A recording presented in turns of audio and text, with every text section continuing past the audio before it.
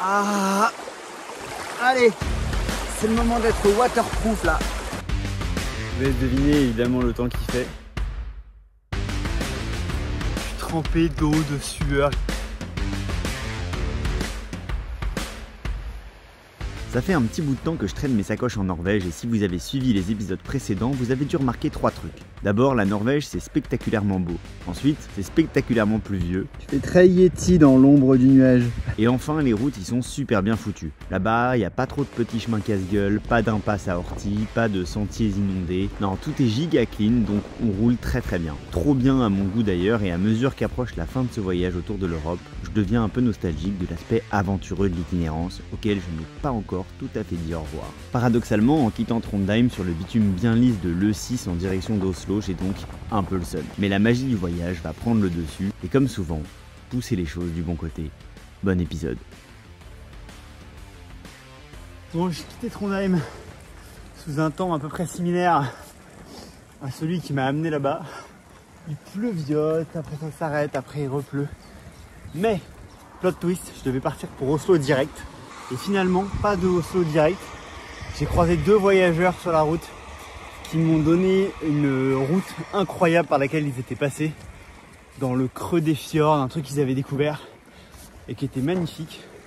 Et donc, c'est parti pour s'envoyer 800 bornes et 12 000 de D+, avant d'arriver à Oslo, qui ne devait être qu'à 500 km et 5000 de positif. Donc on m'a un peu cravaché. Et comme vous l'entendez au son de ma respiration, ça a déjà commencé. Pour vous situer un petit peu, ça c'était la trace que je comptais prendre pour filer vers le sud et qui suit l'E6, une grosse route à voiture sur laquelle je me serais pas vraiment fait surprendre. Au lieu de ça, je pars faire un crochet à travers les montagnes et ça donne ça. Alors on m'a dit que c'était bien raide, mais que ça valait le coup, alors j'envoie. Après avoir traversé l'hiver, rejoint le Cap Nord sous la neige, marché dans les îles Lofoten, bref, tout ce que vous avez pu voir dans les épisodes précédents, j'ai ressenti comme une chute de tension. Et comme les pays qui me séparent de Paris se traversent plus en cyclotourisme que sur le mode de l'aventure, c'est l'occasion parfaite, la dernière route sauvage de mon voyage. Wow. Là, c'est pas les routes asphaltées que j'ai connues jusqu'ici en Norvège. Là, c'est full sentier. Je crois qu'il n'y a personne qui passe là en fait. Vraiment rien. Et apparemment, il faut que je traverse une rivière. On va voir. On va voir.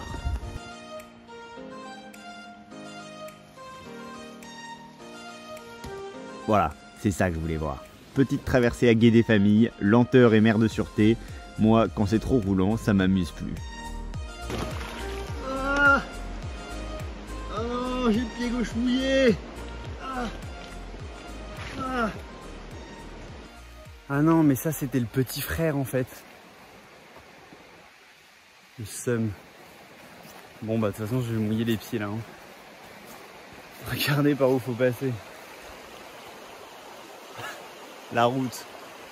Le chemin il est juste en face. Bon allez. Pieds nus. Voilà, le setup est nickel. Je suis complètement à poil en bas. Elle va pas être très chaude. Ah bâtard. Ah. Allez. C'est le moment d'être étanche. C'est le moment d'être waterproof là. Ah.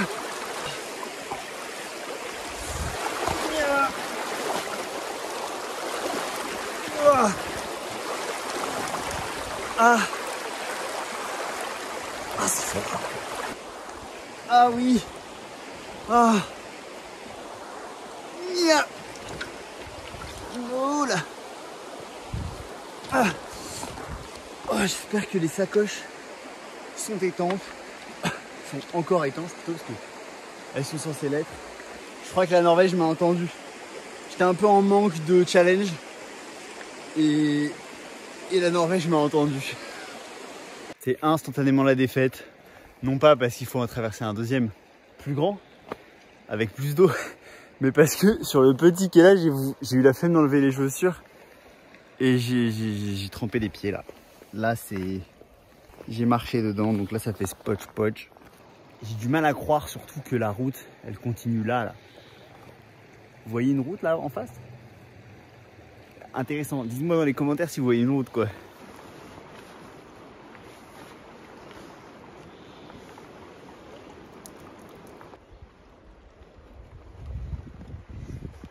L'eau dans laquelle je me baigne actuellement descend directement des glaciers, donc je vous confirme qu'elle est vraiment pas chaude. Et surtout qu'elle a un débit de fou furieux vu que les températures commencent tout juste à se réchauffer ici dans les hauteurs de la Norvège.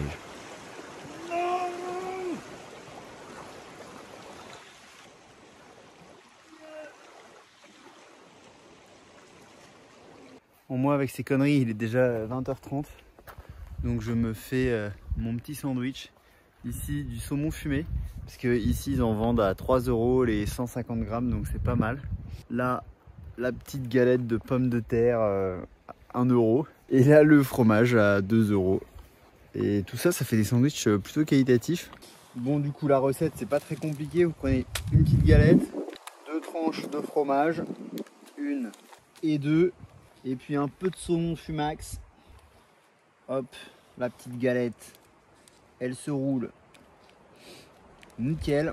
Et vous avez un bon gros repas de clochard, de cyclo-clochard. Mais ça cale l'appétit, il y a un peu de féculents, de calcium et de des trucs qu'il y a dans le saumon quoi, protéines, vitamines. On fait avec ce qu'on a, hein. C'est pas cher au moins. Et regardez-moi ça, cette conversion entre je suis à l'arrache sur mon dîner et je me brosse les dents tranquillement dans un abri. C'est pas magnifique ça? Je l'ai trouvé, en fait je suis descendu de la montagne qui est là. C'est là où j'ai mangé. Et derrière l'école qui est juste ici, j'ai trouvé cet abri là. Donc j'ai mis la petite tente, toutes les affaires qui sèchent. Là il y a mes chaussures qui sèchent. Je sais pas s'il va pleuvoir cette nuit parce qu'il y a un bout de ciel bleu. Je sais pas si vous pouvez le voir là. Voilà. Mais il est pas très grand et il se referme un peu. Oui, il est 21h30, hein, mais bon, voilà. Ça fait un moment que vous êtes au diapason maintenant. Vous connaissez la routine. Tout ça pour dire, c'était une journée incroyable. Demain, on continue sur cette route un peu folle, conseillée par 2 voyageurs. Je crois qu'on n'est pas au bout de nos surprises en fait. Mais c'est génial, ça me rebooste de dingue en fait. J'étais un petit peu blasé par... voilà, c'était la fin, c'est le retour, j'ai passé les Lofoten, tout ça. Et là, je suis reparti, j'ai l'impression que je viens de quitter Paris, alors que ça fait bientôt 1 an, là, dans quelques jours. Bon, je finis ma petite activité et je vais me coucher, moi.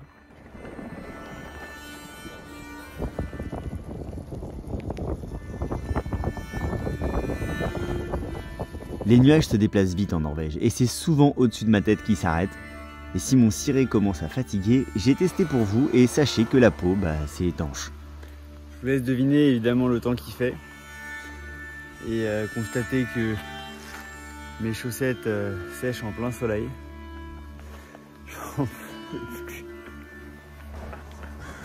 Il pleut tous les jours. Je vais commencer une petite série là, ça fait 3 jours déjà qu'il pleut.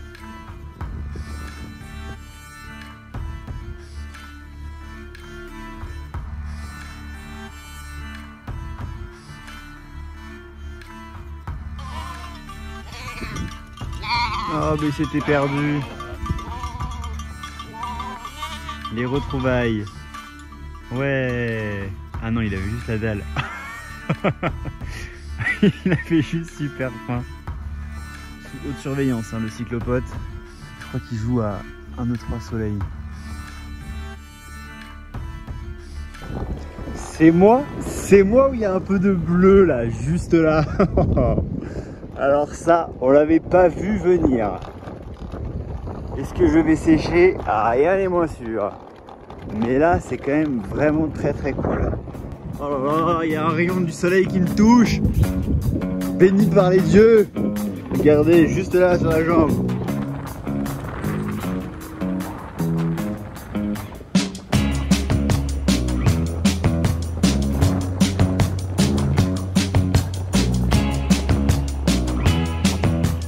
Ce soir, il prévoit de la pluie encore. Pour changer beaucoup de pluie. Mais là, j'ai trouvé un endroit Regardez, il y a une cabane là. Et il y a écrit Plaza Tsugu là, ça veut dire qu'en gros c'est pour les pèlerins. J'espère que... Imagine c'est ouvert. Il y a écrit bienvenue et tout.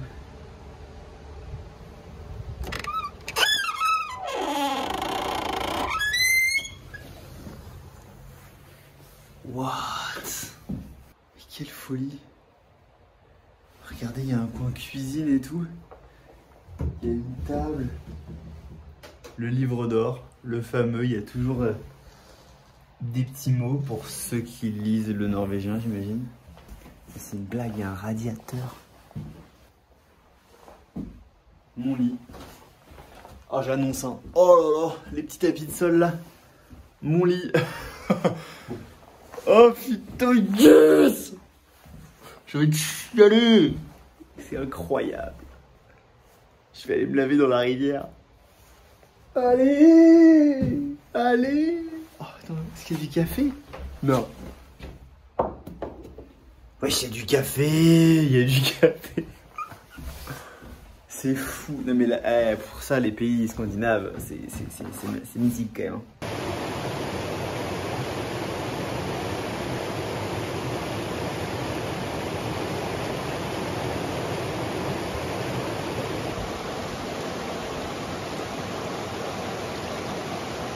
Pendant que je fais tout sécher au feu, j'en profite pour ranger un peu la cabane, passer un coup de balai et faire en sorte qu'il y ait du bois au sec pour les suivants, histoire que mon enthousiasme soit communicatif.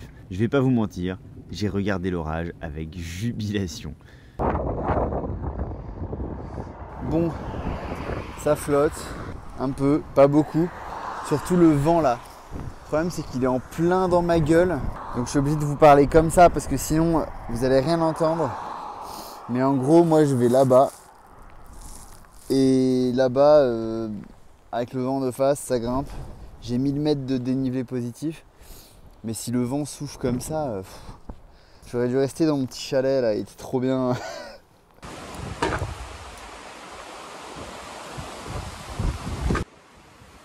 Hop là! C'est un peu mieux que les sandwichs au saumon.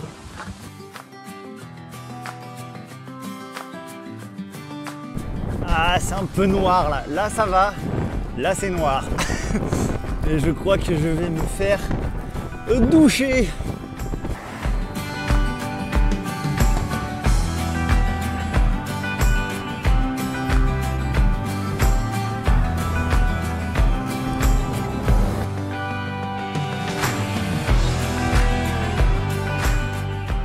Et non, nous on monte par là. Bon, c'est bientôt terminé, mais plus de jambes. Ce que vous voyez en face là-bas, c'est pas du blanc. Ça s'appelle la lumière au bout du tunnel. Voilà, attrapé en live. Derrière le gris, peut-être, alors peut-être, un peu de ciel bleu, un peu de juste pas de pluie. Voilà, ça va, il pleut pas beaucoup, mais c'est toutes les 20 minutes il pleut quoi. À partir d'ici, je quitte définitivement la grosse route principale et j'arrive sur un haut plateau après lequel la route ne va cesser de faire les montagnes russes.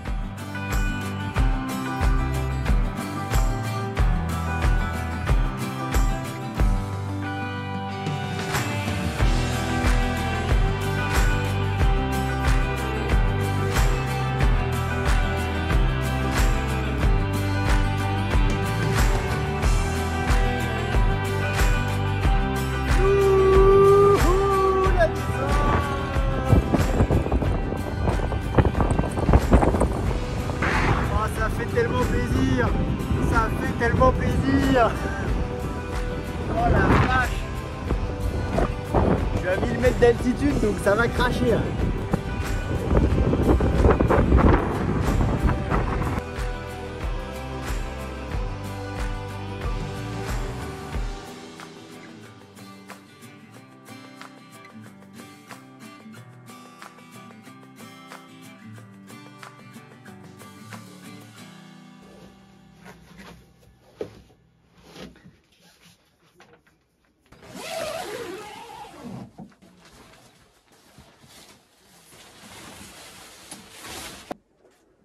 Voilà à quoi ressemblent les matins norvégiens. On plie la tente, on range la popote du petit-déj et on remballe matelas et duvet dans les sacoches étanches. Et c'est très important qu'elles soient étanches. Vous allez me dire que ça c'est tous les matins du voyage, mais en Norvège on fait parfois ça bien au sec, dans ce genre de petits abris faits pour les randonneurs et les pêcheurs.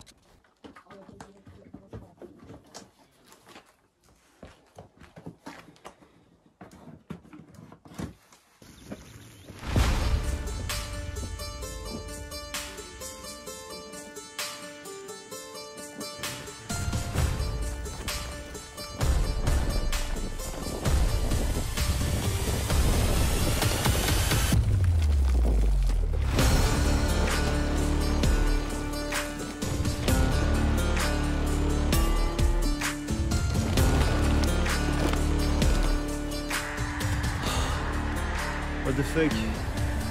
Il y a des lapins de partout. Ça saute devant là.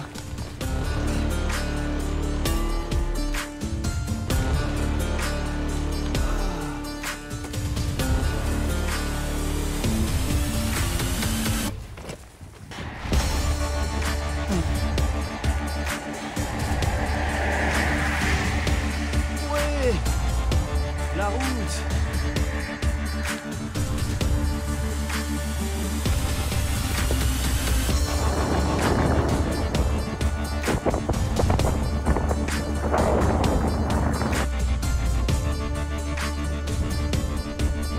Oh la vache.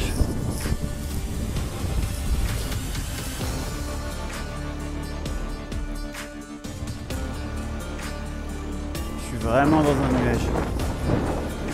C'est dingue.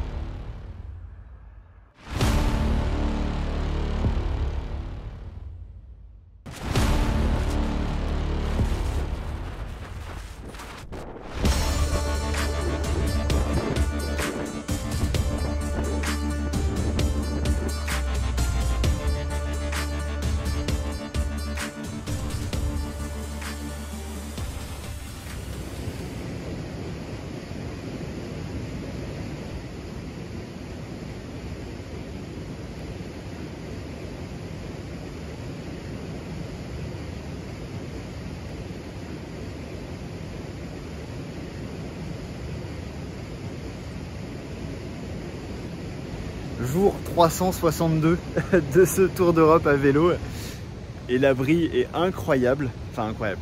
L'abri est pas fou, mais le spot est incroyable.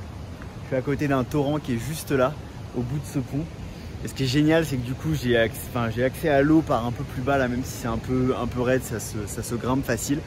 Donc j'ai pu me laver un peu des vêtements. Alors mes cheveux c'était compliqué parce qu'en fait je suis attaqué par les moustiques là. Donc je vais vite aller me réfugier dans la tente. Dans le plafond de l'abri, il y a des petits trous et donc ça peut goûter un petit peu. Donc je mets la tente en dessous, mais de toute façon avec les moustiques, j'ai pas trop le choix là. J'ai besoin d'une moustiquaire. Il me tourne autour. Je pense pas que vous les voyez à l'image, hein, mais il y en a partout. Je vais me cacher. Passez une bonne soirée où que vous soyez. Enfin, si vous regardez cette vidéo en soirée d'ailleurs. Sinon, une bonne journée à vous. Et puis je vous souhaite un peu moins de moustiques. Ciao. Ce soir c'est la fête en plus. Je me suis réfugié là, il a commencé à pleuvoir. Donc j'ai la tente qui déborde un petit peu de l'abri que vous voyez là. Je me suis fait les petites pâtes au pesto, les classiques. Sauf que ce soir, incroyable, il y a dedans du fromage et du tabasco qui est juste là. C'est même un peu d'extra fromage. Les plaisirs simples. Il n'y a pas trop le choix.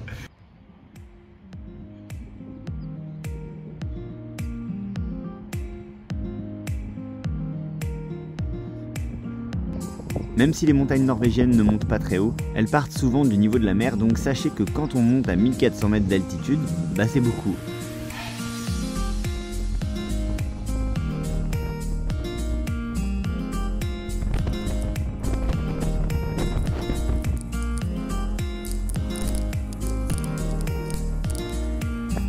situation ambivalente. Parce que ici c'est l'été, là-bas c'est le mois de novembre. Et je suis pile à la frontière des deux là. Tout dépend du vent. Parce que en fait, soit le vent il est dans ma gueule et du coup je suis protégé, soit parce que je vais là-bas. Donc ce qui est plutôt une bonne nouvelle. Hein. Soit le vent est dans mon dos et je suis mort. Et pour le moment ça a l'air d'être ok. Il a l'air de bouger comme ça le nuage. Donc vous voyez, hein, l'hiver, l'été, je suis pile à la frontière, c'est au-dessus de ma tête. Voilà, ça peut pas être plus séparé là. Et s'il vous plaît, pour ma cure de sébum qui n'en peut plus, une douche, donc un cours d'eau, mais un peu de soleil parce que sinon je vais jamais sécher, donc s'il vous plaît. Pour une vraie douche, on attendra un peu, mais le spectacle prend le pas sur l'odeur. C'est dans ces montagnes-là que je vais passer la 365e nuit de ce tour d'Europe à vélo.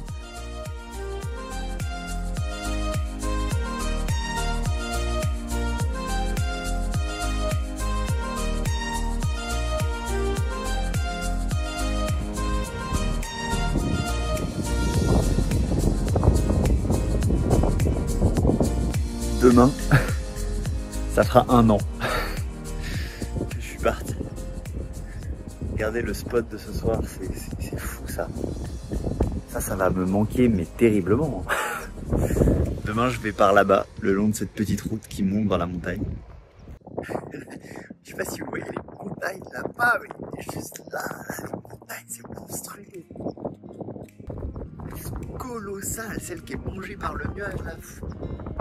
Bref, je disais, j'ai l'impression que je suis parti hier et en fait le départ c'était hier, mais hier c'était il y a 1 an.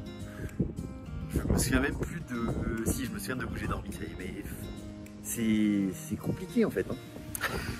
Le temps passe tellement différemment quand on est comme ça, en fait, quand on change d'endroit tous les jours, qu'on fait que des choses différentes, même si oui il y a du vélo, on démonte la tente, mais en fait c'est jamais pareil parce que démonter la tente là, vous voyez bien que c'est pas du tout pareil que démonter la tente, je sais pas, à côté d'un abribus, dans un champ.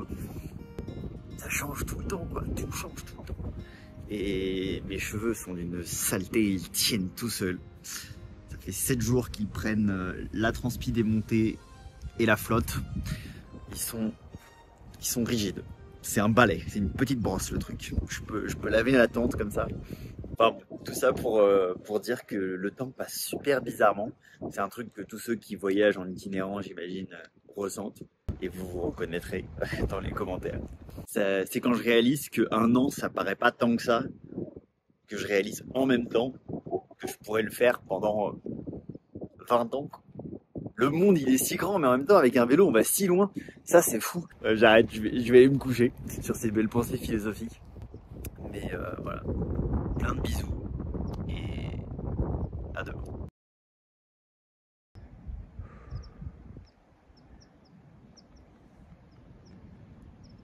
C'est vraiment ce genre de moment que j'avais un peu peur de perdre en suivant une route à camion en direction d'Oslo.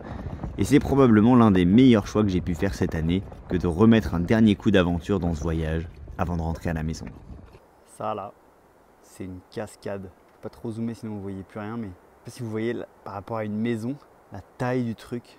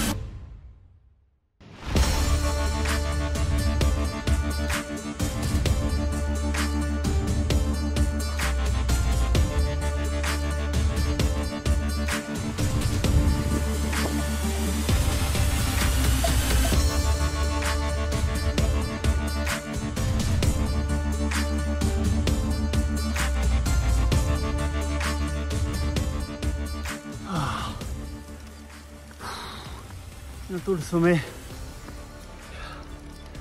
Un peu plus. Je viens de passer 1650 mètres de dénivelé positif là. Et j'ai pas à manger parce que je pouvais pas me faire à manger sur la route. Là je pourrais me mettre sur le côté mais trop la flemme, je suis bientôt arrivé. Ah, je suis trempé d'eau, de sueur, j'ai essayé de me laver un peu dans une cascade. Sans succès. Enfin me laver. Me mettre de l'eau sur le visage. Et je suis sur la planète Mars. Gros avantage, c'est qu'il pleut pas. Ça c'est fou. Enfin, il pleut pas encore. La journée n'est pas finie. Faut que je remplisse ma gourde.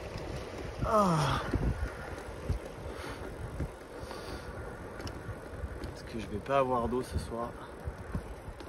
Paumé dans la montagne là.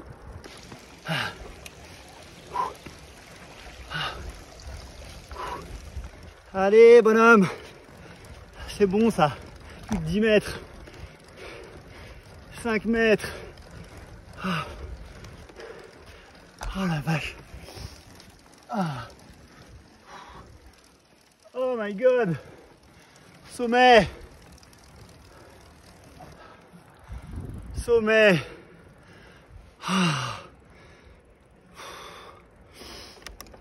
Oh la vache. Oh, je me suis dépouillé là. Oh, vive la descente.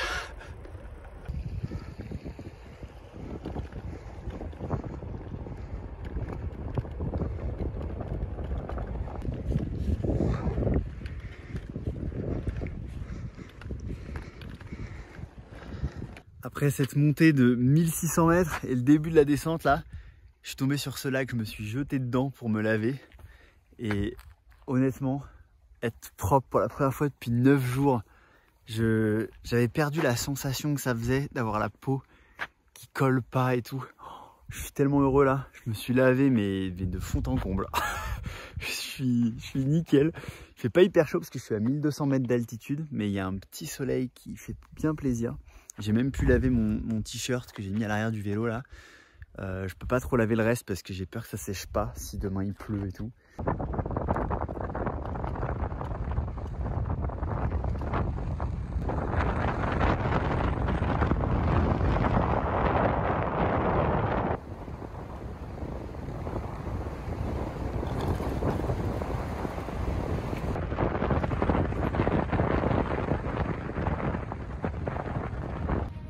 Au tournant de cette maxi descente, j'atterris dans un fjord absolument lunaire dans lequel je vais trouver une cabane ultra luxe pour passer peut-être l'une des plus belles nuits de mon voyage en Norvège. Cette cabane, elle se mérite. Allez.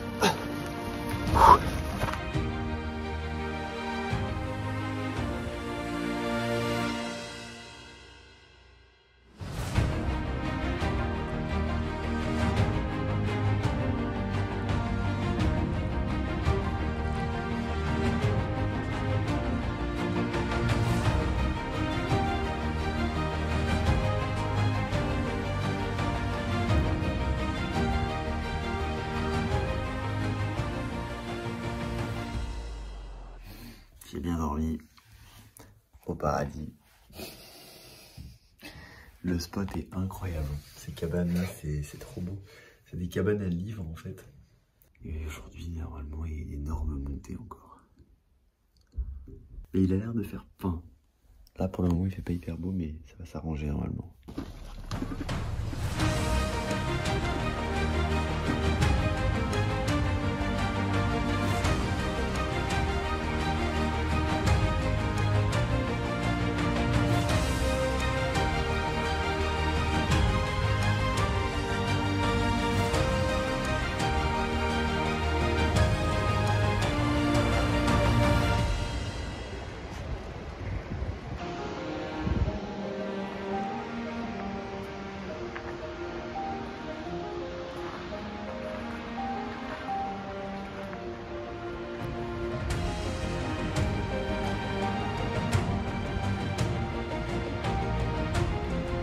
La route que j'emprunte ici s'appelle la Rallarwegen, du nom d'une ancienne voie de chemin de fer qui transportait les ouvriers de l'autre côté de la montagne pendant qu'ils construisaient les tunnels qui servent aujourd'hui d'accès aux voitures. Et vous commencez à connaître la chanson, cette route, elle monte. Mais alors elle fait pas semblant du tout.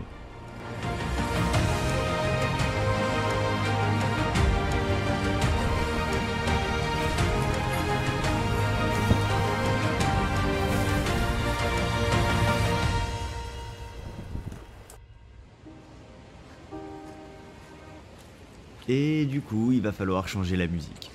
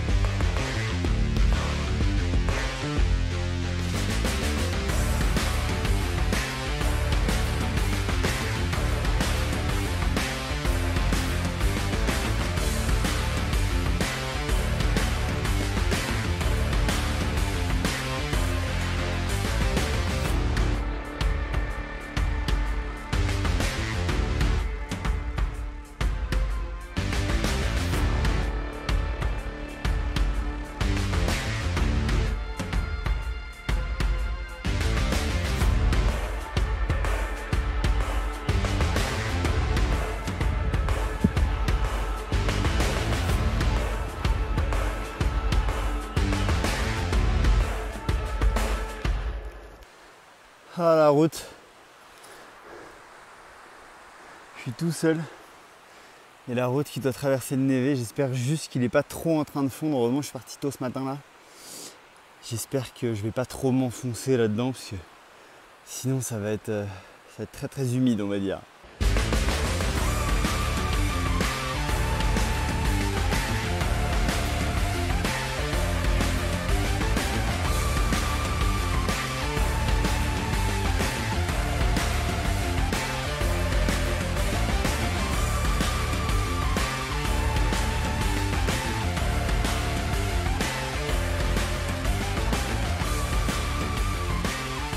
Tous ces efforts rendent la traversée vers Oslo encore plus magique qu'elle ne l'était déjà, mais la vérité c'est que mon vélo n'assume plus du tout les exigences des chemins norvégiens et de la caillasse qui les accompagne. Il va donc me lâcher complètement à 80 km d'Oslo.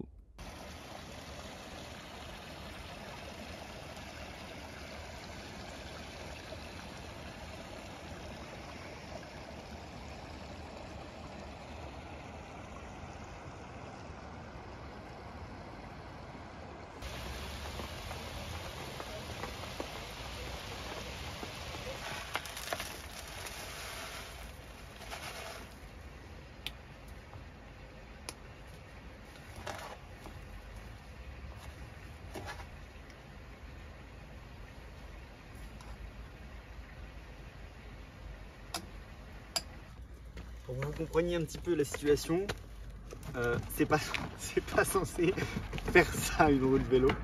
Donc là elle est complètement morte en fait. Là il n'est pas censé avoir cet espace là.